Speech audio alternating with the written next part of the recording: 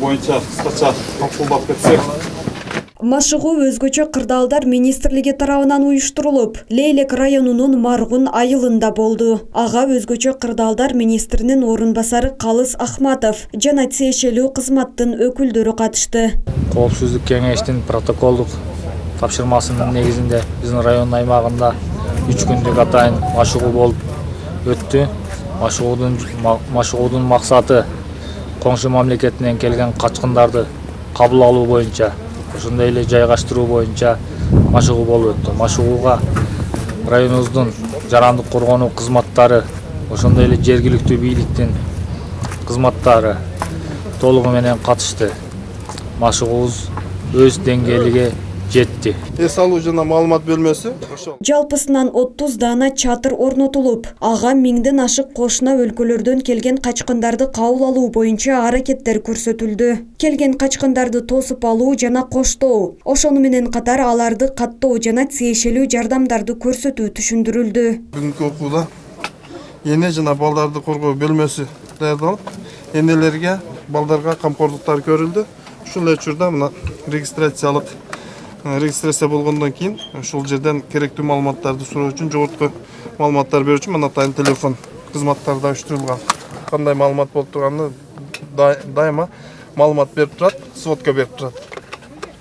Машыгуунун негизги максаты кошуна мамлекеттен келген качкындарды кабыл алууда, тиешелүү кызматтардын өз милдеттерин толугу менен аткарууга даярдоо жана каражаттарды көзөмөлдөө, ошондой эле жарандарды окутуп үйрөтүү. Бүгүнкү күндө биз Лейлек райондук ушул мамлекеттик администрациясы, жалпы Лейлек районунун эли ошол кошуна мамлекеттен келген качкындарды кабыл алууда өз милдеттерин толугу менен аткарууга даяр экендигибизди көрсөттүк.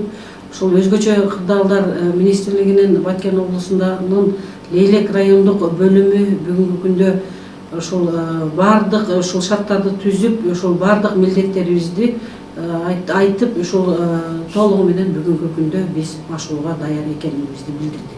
Иш-чарага улуттук Кызыл Ай коомунун кызматкерлери да тартылып, качкындарды кабыл алуу менен катар аларды күнүмдүк керектелүүчү буюмдар, тамак аш менен камсыз кылуу жана психологиялык жардам көрсөтүү жагы да каралды. Ушул машыгууларда өзгөчө кырдаалдар министрлиги менен жана жарандык коргоо кызматтары менен биргеликте көчүрүлгөн жарандарды атайын лагерге жайгаштырууга көмөк көрсөтүшүп кылабыз.